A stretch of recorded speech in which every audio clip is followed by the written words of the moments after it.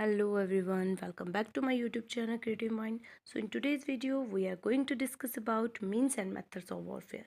For this I draw the chart for you. This is the chart in which अगर आपको question आता है in your exam तो what you write down?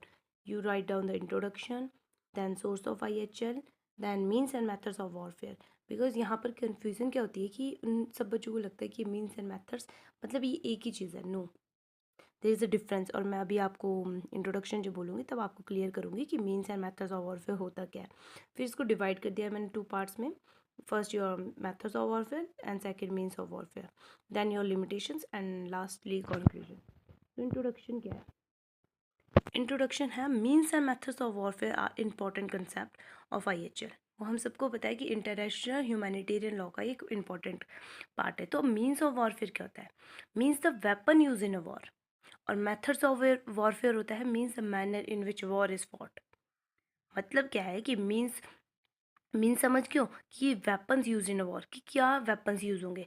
जो मतलब हम जब वार हो रही है, दो कंट्रीज के बीच में क्या हो रही है, वॉर हो रही है, तो army gun, bomb, missiles, chemical weapons, ये सब क्या है, ये वॉरफेयर के टाइम यूज़ हो रहा है. तो यही बता रहा है कि आप कौन से वेपन्स यूज़ कर सकते हो, क्या मैनर है वेपन्स को यूज़ करने का, वो सब आपका मीन्स ऑफ वॉरफेयर में आता है. Basically talk about weapons. Okay, then methods of warfare की बात होती है कि मैनर, क्या मैनर है आपकी लड़ाई करने का. जब आप कंट्री से लड़ाई कर रहे हो तो क्या मैनर होगा when you fight with the enemy country. तो किस तरीके से लड़ाई लड़ेंगे, क्या वे होगा, कौन से वेपन यूज़ करूँगी, वॉर लड़ने का मेथड क्या होगा.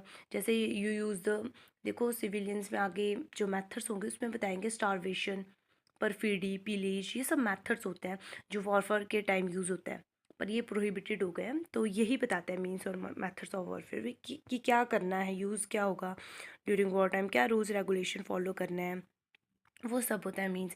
और IHL ने इसको रिस्ट्रिक्शंस क्यों दी है? क्योंकि जो अननेसेसरी सफरिंग्स है ना, उसको अवॉइड करना है. फॉर किसकी प्रोटेक्शन के लिए? सिविलियंस की प्रोटेक्शन के लिए. हमें ये नहीं हो सकता है कि जब दो कंट्रीज़ वॉर कर रही है तो उनके ऊपर कोई रिस्ट्रिक्शंस ना हो. उनके ऊपर रिस्ट्रिक्शंस लगाना नेसेसरी है कि अगर आप वॉर कर रहे हो तो you have to know what is the rules during war time and what is allowed, what is not allowed. कि क्या करना है, कि किसके वो प्रोटेक्शन देनी, किस पर अटैक नहीं करना है, principle of distinction, principle of proportionality, वो सब क्या करना है, फॉलो करना है. तो ये सब means and methods of warfare में क्या होता है, इंक्लूड होता है. Okay, hope you understand the basic concept. जो चलते हैं नेक्स्ट, ये हमारा चार्ट है जो मैंने अभी आपको बता दिया. अगर एग्जाम में पूछते हैं मीन्स और मेथड्स ऑफ वॉरफेयर तो ये सब आप लिख सकते हो. ठीक है, तो नेक्स्ट चलते हैं सोर्स ऑफ IHL. उसको मैं इलेबोरेट करती हूँ, और वैसे भी वो हमने पहले भी पढ़ा है. देखो सोर्स ऑफ IHL में होता क्या है. फर्स्टली मैंने ये 4 डिवाइड कर दिया है कि 4 लाइंस में आपको कि जो रोल है ना मीन्स एंड मेथड्स में, वो इन सब का है. कौन कौन सी कन्वेंशन है? जिनेवा कन्वेंशन है, देन हॉक कन्वेंशन है, देन एडिशनल प्रोटोकॉल 1 है, and last year customary international law. तो start with the Geneva convention. अब सबको पता है, मैंने जिनेवा कन्वेंशन पे इतनी वीडियोस बना दिया. अगर आपने नहीं देखी तो पहले उसको देख के आओ, फिर आपको ये कंसेप्ट इजीली समझ आएगा. अगर आपको कहीं सोर्स पूछना है तो आप लिख सकते हो उसमें जिनेवा कन्वेंशन. अब जिनेवा कन्वेंशन बेसिकली क्या बोलती है कि किसे बचाना है, किसे नहीं बचाना है, किसे प्रोटेक्शन देनी है, किसे नहीं देनी है. जैसे Geneva convention divide in 4 parts ना, in which first Geneva talk about the protection of wounded and sick soldiers. कहाँ पर? मगर on land. And second convention talk about shipwrecked soldiers at sea. Third, your protection of prisoners of war. And last one is Geneva Convention 4, which talk about the protection of civilians. तो ये सब क्या है, ये Geneva convention के under है. अब जैसे इसको समझो, जैसे सिविलियन प्रोटेक्शन है हमारी जिनेवा कन्वेंशन 4 में, ठीक है, वो क्या है, पर उस पर हम क्या कर सकते हैं, अटैक नहीं कर सकते. अब इसका इफेक्ट क्या पड़ रहा है मेथड्स ऑफ वॉरफेयर पे. मतलब जो हमारी कन्वेंशन 4 है उस पर हम अटैक तो कर नहीं सकते. अब इसका इफेक्ट हमारे मेथड ऑफ वॉरफेयर पे कैसे होगा. जैसे अगर हम सिटी पर किसी वॉर हो रहा है ना ड्यूरिंग 2 कंट्रीज, तो हम किसी भी कंट्री पे, अपोजिट कंट्री पे बॉम्बिंग नहीं कर सकते इंटायर सिटी पे. क्योंकि क्या है, जिनेवा कन्वेंशन 4 बोलती है कि आपको प्रोटेक्शन करना है सिविलियंस का. तो ये इसका इम्पैक्ट पड़ता है मेथड्स ऑफ वॉरफेयर पे. सिमिलरली, और third convention talk about prisoners of war. अगर वही बात है कि हम उनके साथ टॉर्चर करेंगे, इंटेरोगेशन के टाइम उनके साथ मेंटल प्रेशर देंगे, तो वो सब क्या है, वो अलाउड नहीं है. वो वायलेशन हो रहा है जिनेवा कन्वेंशन 3 का। तो यही इम्पैक्ट्स है कि ड्यूरिंग वॉर टाइम जब आप लड़ाई कर रहे हो तो आपको मीन्स और जो मेथड्स है उसको ध्यान में रखना है, और आप ब्रीच नहीं कर सकते रूल्स रेगुलेशन को। तो ये सब है जिनेवा कन्वेंशन 4 में, इसमें ज़्यादा समझाने की कोई ज़रूरत नहीं है, आपको पहले ही पता है। मैंने प्रीवियस वीडियोस में बहुत कुछ बताया इसके बारे में, तो एक बार उसको भी देख लेना, ठीक है। नेक्स्ट और हॉक कन्वेंशन, अब ये क्या है, 1899 से 1907। अब जो ये ईयर्स है ना, ये जब हॉक पीस कॉन्फ्रेंस हुई थी, ये जो 1899 का है उस टाइम क्या हुई थी, हॉक पीस कॉन्फ्रेंस हुई थी। तो इसमें 1899 में फर्स्ट टाइम कंट्रीज थी ना, एक जगह टुगेदर होकर बैठी थी, बहुत सी कंट्रीज थी। उनका मेन मोटिव क्या था कि हमें रूल्स बनाने हैं, किसके लिए, ड्यूरिंग वॉर टाइम जो अग्री करेंगे, ऑल कंट्रीज अग्री करेंगे, we have to follow that rules. Particular rules बनाते हैं जो सभी कंट्री फॉलो करेंगी।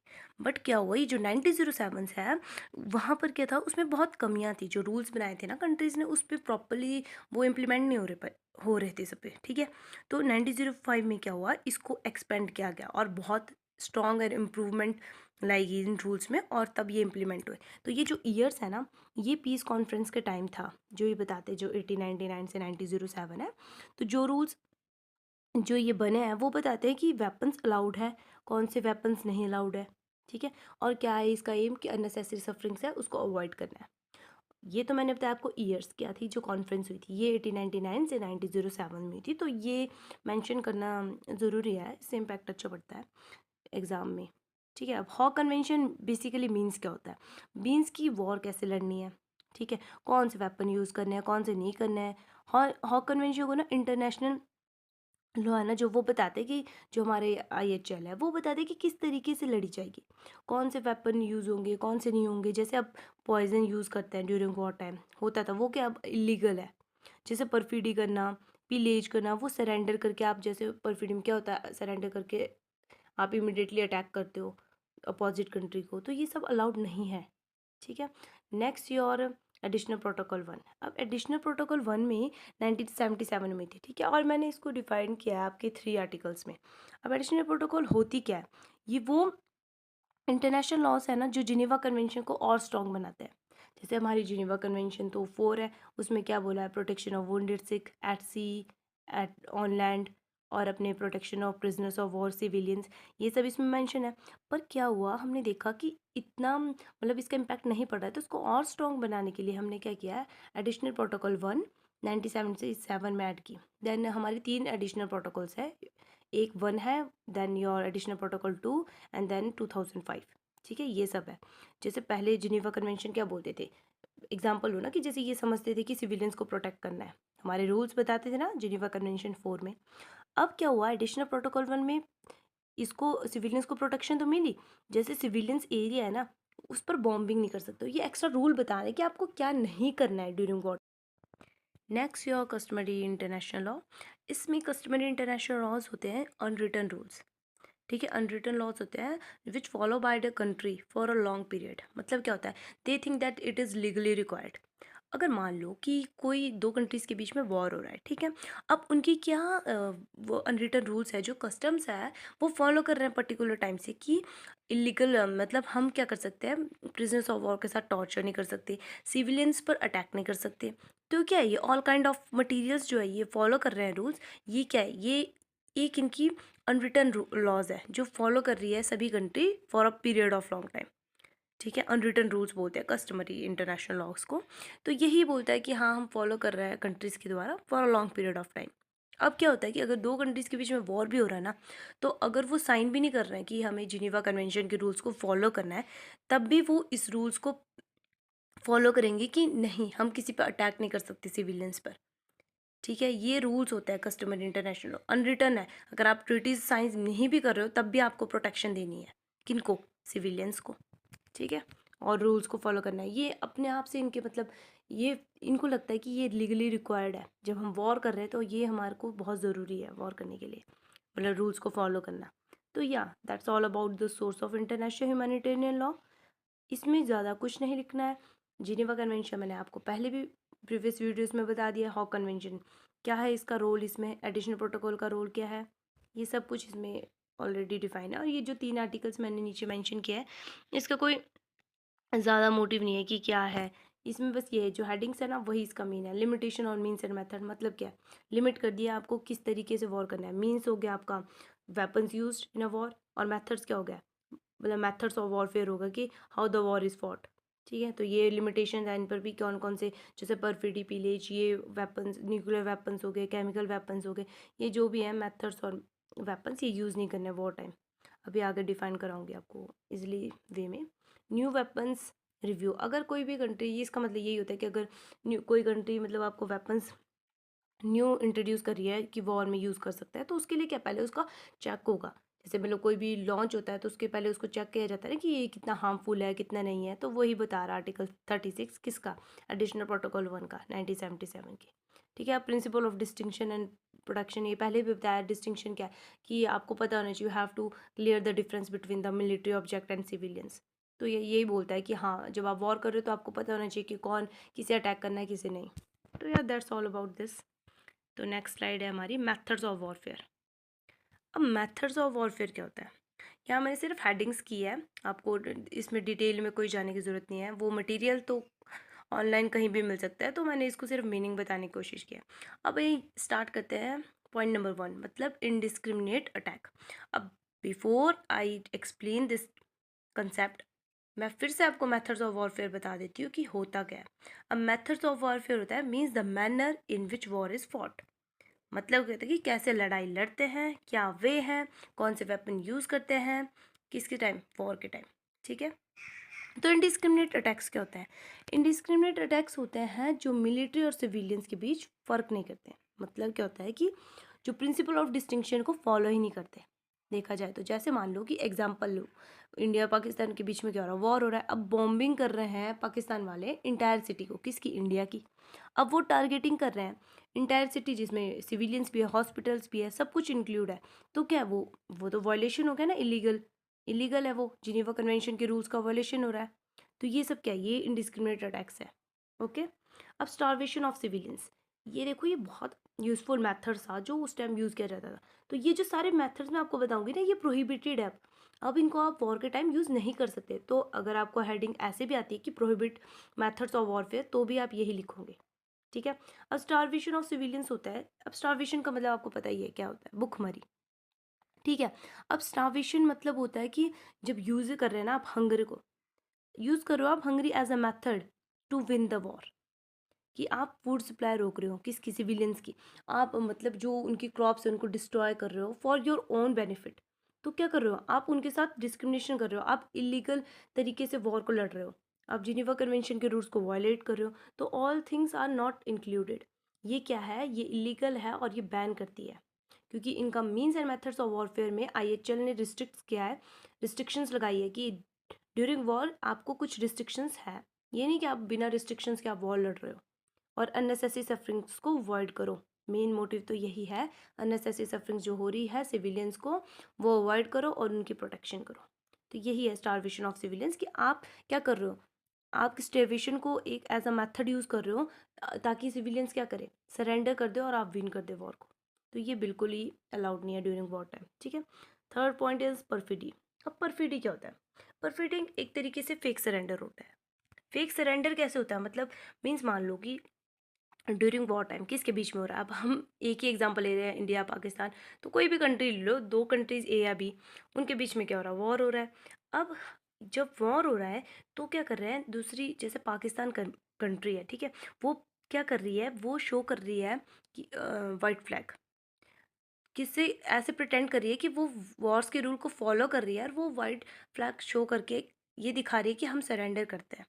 बट सडनली क्या है, जब इंडिया अपने वेपन्स को भी डाउन कर देते हैं कि ठीक है इन्होंने सरेंडर कर दिया है, तो वो एकदम से क्या करते हैं, इमिडिएटली अटैक करना शुरू कर देते हैं। तो वो क्या है, वो चीटिंग है ना, आप फेक सरेंडर करके अटैक कर रहे हो।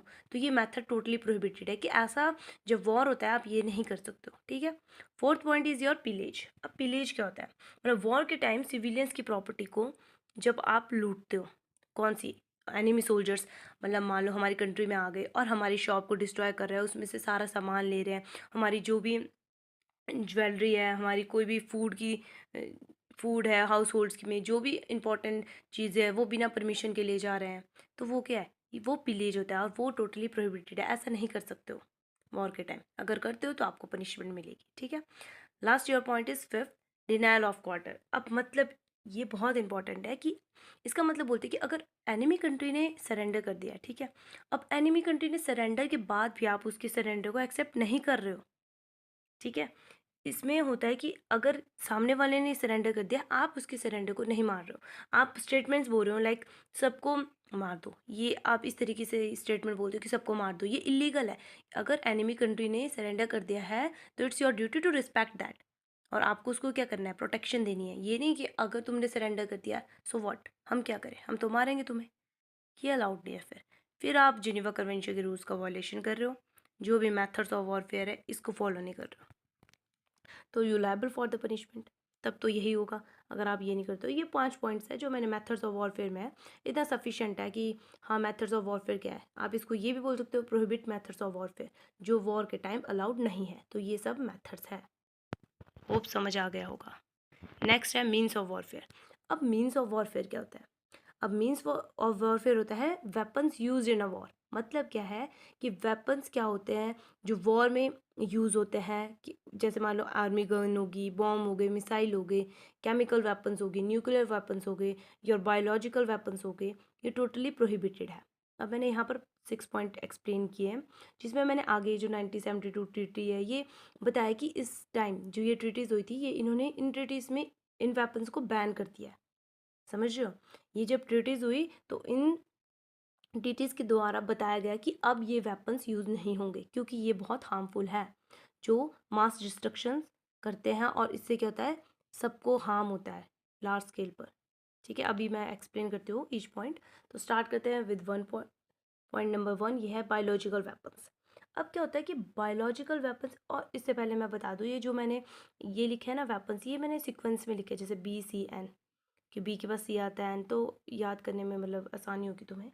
ठीक है, अब बायोलॉजिकल वेपन्स होते हैं, biological weapons are those weapon जो लिविंग ऑर्गेनिज्म होते हैं। जैसे मतलब क्या है, बैक्टीरिया हो गया, अपना वायरसेस हो गया, जिसके कारण से क्या हो रहा है, डिसीज़ हो रही है, या डिसीज़ किसको हो रही है, हमारे एनिमल्स को हो रही है, प्लांट्स को हो रही है, ह्यूमंस को हो रही है।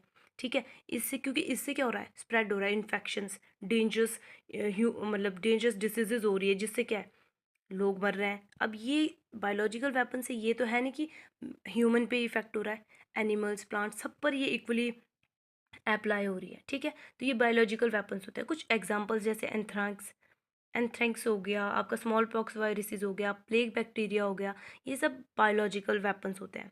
ठीक है, जो लार्ज इम्पैक्ट देते हैं, और इसको 1972 की ट्रीटी ने कम्प्लीटली बैन किया था। होप इतना समझ आ गया होगा। Next point is chemical weapons.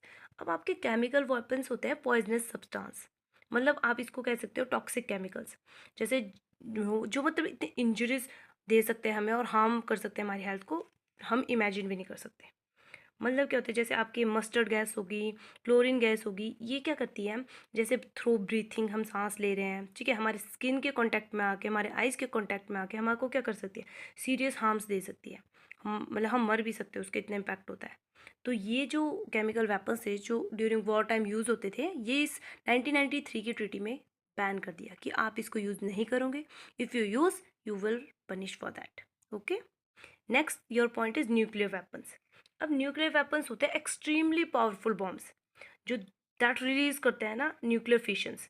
मतलब क्या है, मतलब बहुत ही हार्मफुल बॉम्ब्स होते हैं। अब आपने वो हम 8th 9th के चैप्टर्स में पढ़ते थे, जैसे वो हिरोशिमा नागासाकी एटॉमिक बॉम्ब्स गिरे थे ना, जिससे क्या इम्पैक्ट हुआ था, जैसे उसकी इमेज, एक पर्सन की इमेज उस स्टोन पे कैसे बन जाती है, तो कितना पावरफुल हो सकता है, हम खुद भी इमेजिन कर सकते हैं। ठीक है, तो ये क्या पावरफुल बॉम्ब्स होते हैं, जो अगर हमने वॉर के टाइम कर दिया इसको, इस बॉम्ब को यूज़, तो मतलब बहुत हार्मफुल होगा लार्ज स्केल पर। तो इसका यही मतलब होता है, इसके कारण से लार्ज हार्मफुल होता है, और लॉन्ग टर्म रेडिएशन इफेक्ट्स होते हैं आपके, मास डिस्ट्रक्शन होता है, ये सब न्यूक्लियर वेपन्स के इफेक्ट होते हैं। तो इसमें जो हमारी 2017 की ट्रीटी हुई थी ना, इसमें टोटली बैन कर दिया था इसको। ठीक है, अब next your cluster munitions. Cluster munitions और बॉम्ब्स होते हैं, जो बॉम्ब्स और रॉकेट्स होती है, जिसको क्या हम करते हैं, ओपन करते हैं इन ईयर में, मतलब हम मान लो कहीं खुला मैदान है, हम उसमें इसको ओपन करते हैं, और इसमें स्मॉल बॉम्बलेट्स होते हैं, मतलब जो जिसको हम रिलीज़ करेंगे ना, तो उसमें स्मॉल बॉम्बलेट्स दिखेंगे जो लार्ज स्केल पर इसका इम्पैक्ट पड़ेगा। एग्जाम्पल लेते हैं ना, एग्जाम्पल ले लो, जैसे मान लो आफ्टर द बैटल इंडिया और पाकिस्तान के बीच में क्या होगी, बैटल होगी। तो आफ्टर बैटल जब वो सब अपने ख़त्म होगी, तो किसी पर्टिकुलर में एरिया में मान लो क्लस्टर म्यूनिशन है, और वो बच्चा मतलब कोई चिल्ड्रन वहाँ खेल रहा है, तो उसने क्या, उस बॉम्ब को ले लिया अपने हाथ में, कैसे समझ के कि ये बॉल है, ठीक है, और वो क्या था, एक स्मॉल बॉम्बलेट था, तो वो क्या हो गया, ब्लास्ट हो गया। तो उससे कितना उस पर्सन को हार्म हुआ, उस चिल्ड्रन को कितना हार्म हुआ। तो यही है, ये 2008 की जो ट्रिटी हुई थी ना आपकी, उसमें क्लियरली ना इसको बैन कर दिया था, क्लस्टर म्यूनिशन, क्योंकि इसको यूज़ नहीं करोगे ड्यूरिंग वॉर टाइम।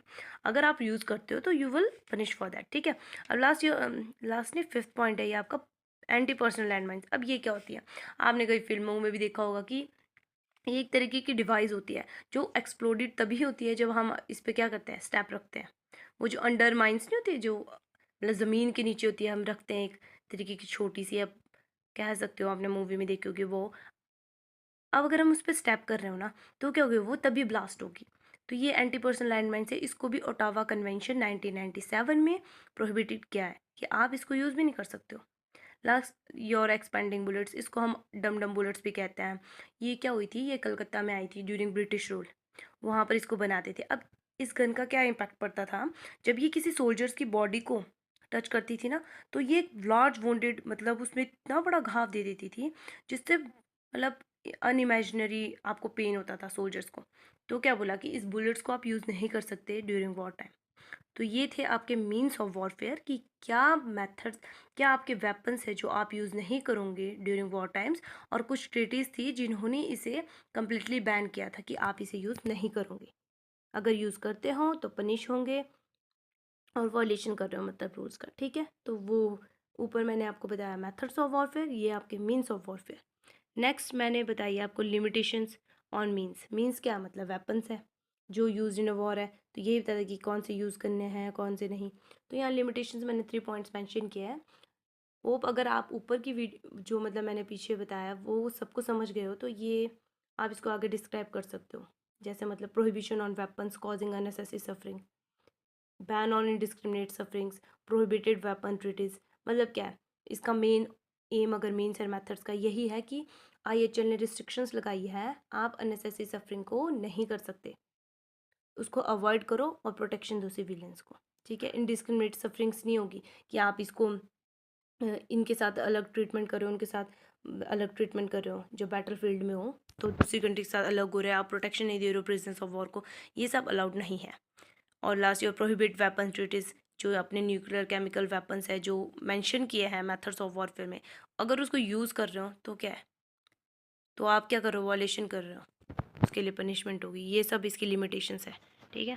अब आ गया आपका limitation on methods of warfare. अब ये लिमिटेशंस आपको मैंने ये प्रिंसिपल्स बताए हैं, जैसे distinction, proportionality, humanity, protection of environment, ये सब है। डिस्टिंक्शन पता है कि मिलिट्री और सिविलियंस में डिस्टिंक्शन रखो, प्रोपोर्शनैलिटी के रूल्स को फॉलो करो, ह्यूमैनिटी रखो कि अगर कोई इंजर हो रहा है, तो अगर मान लो कि कोई डिनाइल ऑफ क्वार्टर कर रहा है, मतलब जो मैंने पीछे डिफाइन किया। अब डिनाइल ऑफ क्वार्टर क्या होता है कि सरेंडर कर रहा है, आप उसको सरेंडर के बाद भी मार रहे हो, स्टेटमेंट्स दे रहे हो कि सबको मार दो, तो ये अलाउड नहीं है। आपको ह्यूमैनिटी दिखानी है। प्रोटेक्शन ऑफ इन्वायरमेंट, जैसे आपकी केमिकल वेपन्स थे, आपके न्यूक्लियर वेपन्स थे, जो सिर्फ इम्पैक्ट ह्यूमंस को ही नहीं कर रहे हैं, एनिमल और प्लांट्स को भी कर रहे हैं, तो वो डिस्टिंक्शन प्रोपोर्शनैलिटी के रूल्स को फॉलो ही नहीं कर रहे हैं। तो ये लिमिटेशंस बताई थी कि during war time methods of warfare में आपको ये भी फॉलो करना है, ठीक है। तो yeah, that's all about the means and methods of warfare. Hope you understand this video clearly. If this video helped you, please like, share my YouTube channel, that is Creative Mind.